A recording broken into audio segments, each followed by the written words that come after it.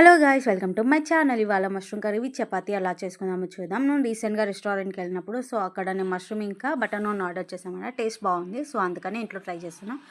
ముందుగా మష్రూమ్స్ని సాల్ట్ వాటర్లో కడుక్కోవాలన్నమాట. చిన్న చిన్న పీసెస్ కట్ చేసుకొని తర్వాత పొయ్యి పైన కడాయి పెట్టుకొని అందులో మష్రూమ్స్ వేసి కొద్దిగా కారం, కొద్దిగా ఉప్పు అండ్ గరం మసాలా లేకపోతే ధనియా పౌడర్ వేసేసుకొని లైట్గా ఫ్రై చేసుకోవాలన్నమాట.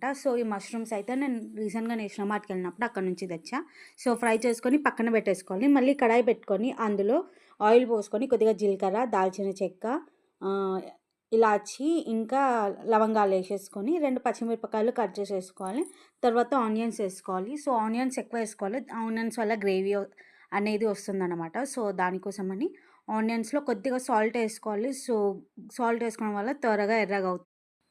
లైట్ గోల్డెన్ కలర్ వచ్చాక కొద్దిగా టర్మరిక్ యూజ్ చేయాలన్నమాట. ఇంకా అల్లం వెల్లుల్లి పేస్ట్ కూడా యూజ్ చేయాలి, బట్ నేను యూజ్ చేయట్లే.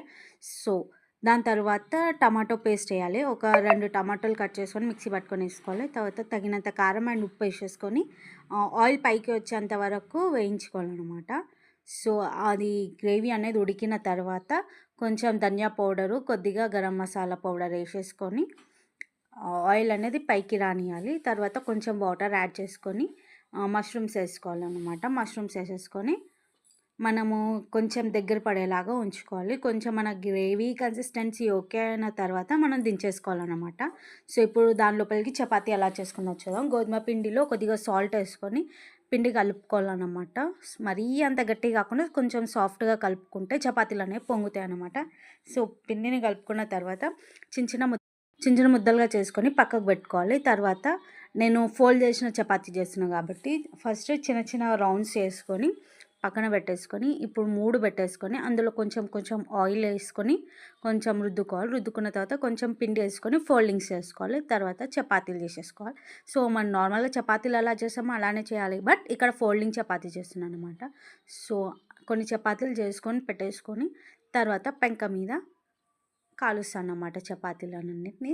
కొంచెం మందంగానే ఉండాలి. మందంగా ఉండడం వల్ల పొంగుతాయి అన్నమాట చపాతీలు. ఇదొక టిప్ ఇక్కడ చపాతీలు పొంగడానికి. మనం సాల్ట్ వేసాం కాబట్టి చపాతీలు వస్తాయి అన్నమాట, టేస్ట్ కూడా. ఇక్కడ కాల్చేసుకోవాలి. పెంక హై ఫ్లేమ్లో పెట్టేసుకొని పెంక కాలినాక కొంచెం కొంచెం ఫోల్డ్ చేసుకుంటా అంటే మళ్ళీ వేసుకుంటా ఆయిల్ వేసేసుకుంటా కాల్చుకోవాలన్నమాట. ఇక్కడ వీడియోలో చూపిస్తున్నట్టు చపాతీని 2 వైపులా కాల్చేసుకోవాలి. నెక్స్ట్ మనం ఇప్పుడు కాల్చుకున్న చపాతీలని ముందుగా మష్రూమ్ కర్రీ చేసుకున్నాం కదా, అది ఒక బౌల్లో వేసుకొని వేడిగా తింటే టేస్ట్ మాత్రం సూపర్గా ఉంటుంది.